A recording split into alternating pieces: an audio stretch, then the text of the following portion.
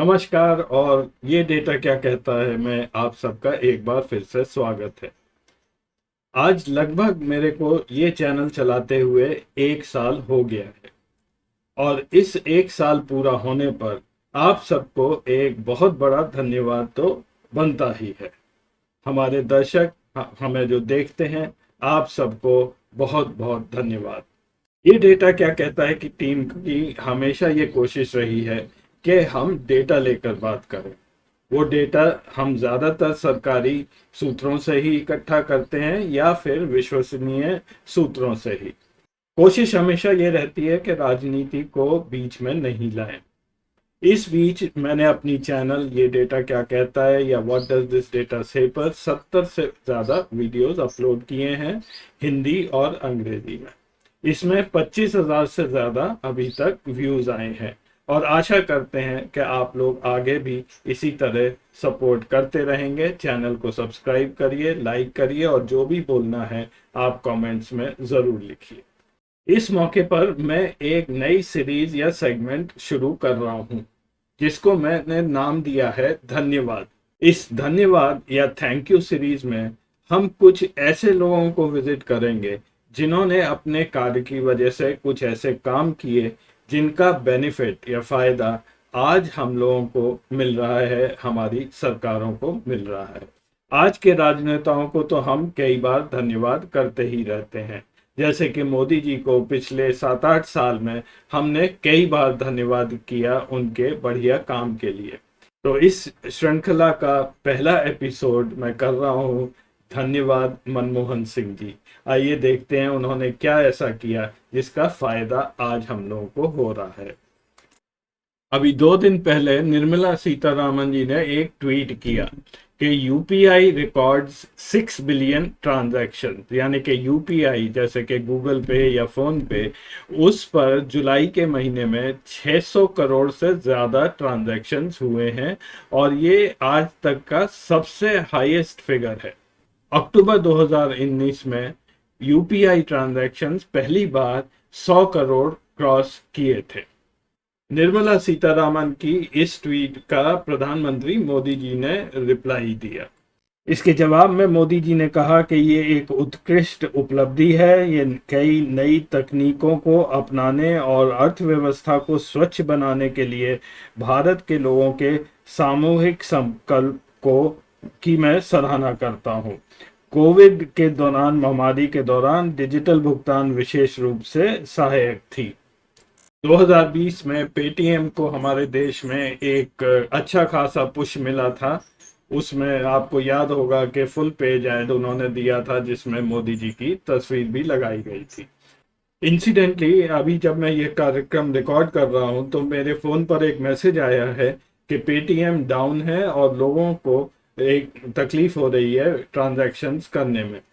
UPI या unified payment interface चलाती है national payments corporation of India नाम की एक कंपनी। इस कंपनी के owners reserve bank of India हैं और 21 अन्य बैंक। तो पिछले 4 महीने का डेटा जिस पर निर्मला सीतारामन ने ट्वीट भी किया और प्रधानमंत्री भी खुश हो रहे हैं, वो एक बार देख लीजिए। फिर मैं एनपीसीआई यानी कि national payments corporation of India की कहानी बताऊंगा। ये है नंबर ऑफ यूपीआई ट्रांजैक्शंस जो कि जुलाई में 628 करोड़ यानी कि 6.28 बिलियन ट्रांजैक्शंस हुए थे। और इसकी अगर वैल्यू देखें आप, वो थी 10,62,000 करोड़, यानी कि इतना पैसा इन 6 बिलियन ट्रांजैक्शंस में ट्रांसफर किया गया था। यूपीआई ट्रांजैक्शंस कितनी तेजी से पिछले 5-6 साल में ग्रो किए हैं, मैं आपको एक ग्राफ दिखाता हूं। 2016 में जब यूपीआई शुरू हुआ था उस वर्ष 2 करोड़ से कम ट्रांजैक्शंस हुए थे, लेकिन उसके बाद इतनी तेजी से यूपीआई बढ़ा है हमारे देश में कि पिछले साल करीब 4,600 करोड़ ट्रांजैक्शंस इस प्लेटफॉर्म पर हुए थे। और वैल्यू पर ट्रांजैक्शन किस तरह से बढ़ा है पिछले 5-6 सालों में, वो देखिए। पिछले 2-3 साल का अगर आप डेटा देखें तो लगभग पर ट्रांजैक्शन वैल्यू करीब 1800 रुपए के आसपास सेटल हो चुकी है।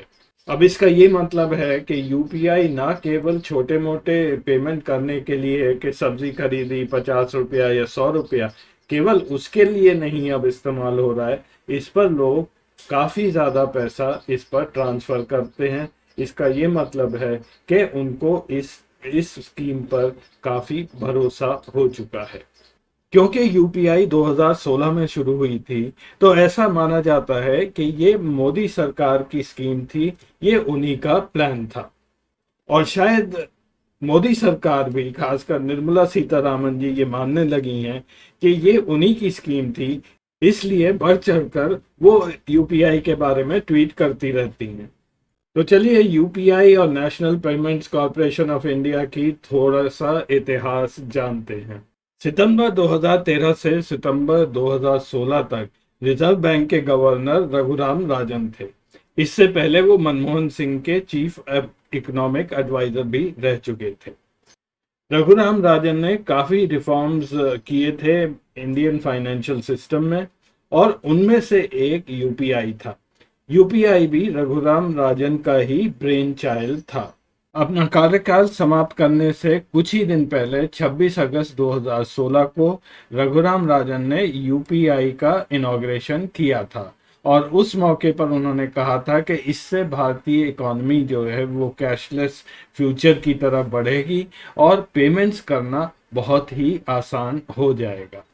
अब अगर 2016 में यूपीआई का उद्घाटन हो चुका था, तो जरूर ही काम इस पर बहुत पहले शुरू किया गया होगा, क्योंकि ये यूपीआई इतना कॉम्प्लेक्स मेथड है पेमेंट का कि इसमें इतना सारी बैंक्स जुड़ी हुई हैं, इतने सारे नेटवर्क्स हैं, तरह तरह के फोन्स हैं, फिर भी आपका जो ट्रांजैक्शन है वो सेफली हो जाता है। तो थोड़ा और पीछे चलते हैं और देखते हैं कि यूपीआई कैसे आया। एक और बहुत खास चीज है कि यूपीआई बहुत ही भारत स्पेसिफिक है। ये और किसी देश में यूपीआई अभी तक नहीं आया है। यहाँ तक कि यूएस भी हमसे इस मामले में बहुत पिछड़ा हुआ है। यूपीआई के बारे में अभी यूएस केवल सोच रहा है, और 2023 में एक पायलट प्रोजेक्ट लॉन्च करने जा रहे हैं। और इधर भारत अब यूपीआई को इंटरनेशनल ले जा रहा है, और इस पर इंटरनेशनल ट्रांजैक्शंस भी अब शुरू हो गए हैं। यूपीआई का मालिक national payments corporation of India है। इसकी स्थापना 19 दिसंबर 2008 में की गई थी। एनपीसीआई का ओनर, जैसे मैंने बोला, रिजर्व बैंक ऑफ इंडिया और 21 अन्य बैंक हैं। एनपीसीआई एक नॉट फॉर प्रॉफिट ऑर्गेनाइजेशन है। जितने भी इंटरबैंक ट्रांजैक्शन या पेमेंट्स हिंदुस्तान में होते हैं, वो national payment corporation of India के इंफ्रास्ट्रक्चर के थ्रू ही होते हैं। यूपीआई को फीजिबल बनाने के लिए बहुत कुछ करने की जरूरत थी। तो आइए एक टाइमलाइन देखते हैं national payment corporation of India की। 2010 में नेशनल फाइनेंशियल स्विच आया, जिससे जितने भी एटीएम थे वो आपस में बात करने लगे। आप इंटर बैंक पैसा निकाल सकते थे। उससे पहले एटीएम्स एक बैंक से ही जुड़े होते थे। उसके बाद एक आईएमपीएस जो आप बैंकिंग में यूज करते हैं, इमीडिएट पेमेंट सिस्टम, आप लॉग इन करके इमीडिएटली पैसा ट्रांसफर कर सकते हैं। चेक ट्रंकेशन सिस्टम आया, जिससे आप आउट स्टेशन चेक्स जो हैं वो ऑलमोस्ट लोकल चेक्स की तरह आप एनकैश कराने लगे। 2012-13 के दौरान रुपे क्रेडिट कार्ड लॉन्च किया गया, आधार बेस्ड पेमेंट सिस्टम बना, और नेशनल ऑटोमेटेड क्लियरिंग हाउस की स्थापना की गई। इन सब चीज़ों का प्रयोग आज भी जगह जगह होता है। 2014 से 16 के बीच में यूपीआई का लॉन्च हुआ। प्ले स्टोर पर इसकी ऐप आई और हम आपने इसको डाउनलोड करके इस्तेमाल करना शुरू कर दिया था।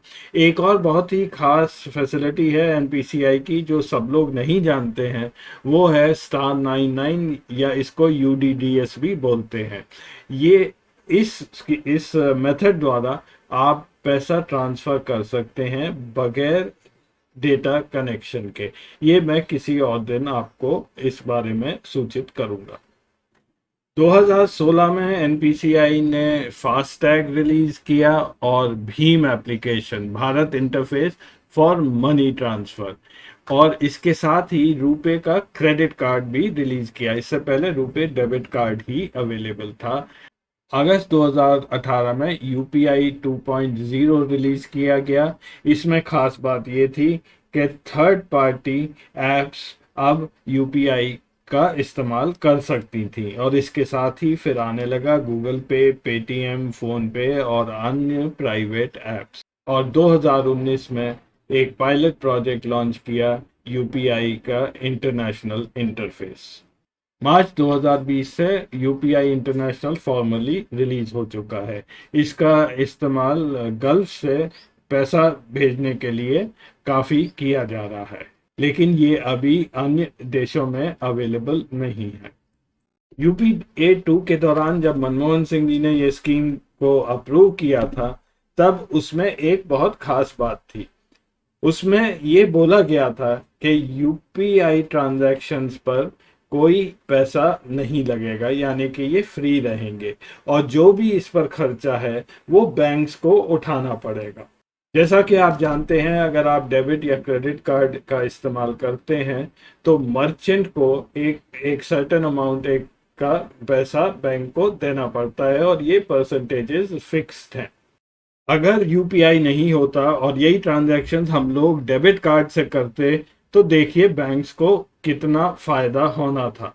पिछले साल यूपीआई पर लगभग 10,62,हजार करोड़ के ट्रांजैक्शंस हुए थे। अब अगर यही ट्रांजैक्शन हम लोग डेबिट कार्ड से करते तो 0.6% कमीशन बैंक्स को जाना था, और तो वो बनता है लगभग 50,500 करोड़ के करीब। तो यूपीआई की वजह से बैंक्स को बहुत भारी नुकसान उठाना पड़ रहा है। हालांकि निर्मला सीतारामन जी ने अपने बजट में 2019 में ये बोला था कि यूपीआई और रुपे ट्रांजैक्शन हमारे देश में फ्री ही रहेंगे, लेकिन ये बात बैंक्स को हजम नहीं हो रही है, और इसी वजह से कुछ बैंक्स अब यूपीआई पर चार्ज करने की सोच रहे हैं। इस स्लाइड में मैं जो दिखा रहा हूँ इंफॉर्मेशन, वो कोई ऑथेंटिक सोर्स से नहीं है। ये सब अभी हवा में है और ये बातें चल रही हैं। ऐसा कुछ प्लान सा बन रहा है कि यूपीआई में भी निशुल्क ट्रांजैक्शंस रहेंगे। 1,000 रुपए के नीचे 2.5 रुपया चार्ज किया जाएगा, 1,000 रुपए से ऊपर 5 रुपया, और उस पर जीएसटी भी 18% चार्ज होगा। ये चार्जेस अभी तक सरकार की तरफ से इस पर कोई कमेंट नहीं है, ना ही ये अप्रूव्ड है। लेकिन अगर ऐसा हुआ तो जो यूपीआई का बेसिक फ्रेमवर्क था कि जो गरीब जनता है वो आराम से पैसा ट्रांसफर कर ले, ये बिल्कुल उसके खिलाफ जाएगा। मनमोहन जी को तो एक धन्यवाद बनता ही है, इसलिए कि उनमें इतनी दूरदर्शिता थी कि ऐसा एक प्रणाली, एक सिस्टम बना दिया जिससे आज हम आप सब लोग इतने आराम से पेमेंट्स कर सकते हैं। मनमोहन सिंह और रघुराम राजन की टीम की दूरदर्शिता यहीं तक सीमित नहीं है। उन्होंने एक ही तीर से दो शिकार किए थे। पहला तो कि पेमेंट्स उन्होंने सिंप्लीफाई कर दिए थे, और दूसरा इससे भी ज़्यादा बड़ी चीज़ जो हुई है वो क्रेडिट और डेबिट कार्ड्स की जो मोनोपोली थी वो उन्होंने तोड़ दी। क्रेडिट और डेबिट कार्ड ज़्यादातर हमारे देश में या तो वीसा के थे या मास्टर कार्ड के थे। तो जो भी हम ट्रांजैक्शन करते हैं वो कमीशन इन दो कंपनियों को ही जाता है। यूपीआई आने से और जब हम ट्रांजैक्शन इस पर जो बढ़ते जा रहे हैं, उससे एक तरह से वीसा और मास्टर कार्ड का बिजनेस हमारे देश में श्रिंक करता जा रहा है। अब ये स्ट्रैटेजिकली कितना इम्पोर्टेंट है, इसका अफेक्ट भी हम सबको लॉन्ग रन में ही पता चलेगा। तो इस सब के लिए धन्यवाद मनमोहन सिंह जी।